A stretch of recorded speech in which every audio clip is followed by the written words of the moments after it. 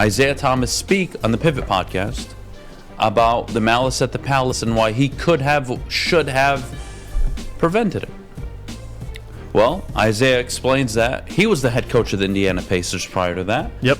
And he was coaching the All-Star team the year prior. He had helped build, along with Larry Bird as the GM and the guy, the lead basketball operations, I believe, for the Pacers at the time. And they built a really damn good team in Indiana. Yep, Larry Bird was... They won a lot of games. Yep. And at the end of the year, Larry Bird fires Isiah Thomas and brings in Rick Carlisle. How ironic is that?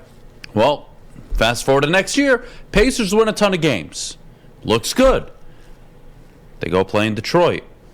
Isiah Thomas says, one, that would have never happened because I don't believe the fans in Detroit would have acted like that had I been on the sideline, number one, Jeff. And number two, he believes, one, Rick Carlisle didn't understand his players yet. He was still learning.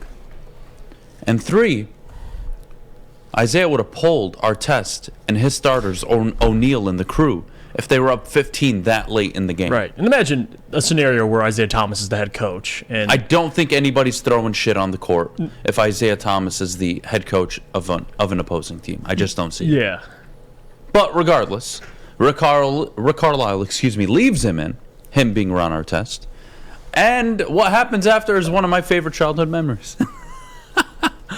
Now, as crazy as it was, as maybe as bad of a look it was maybe for the NBA, I thought it was amazing. I thought that's what sports is about. You know, we're always about sportsmanship, and I think that's so important. It's the number one priority always.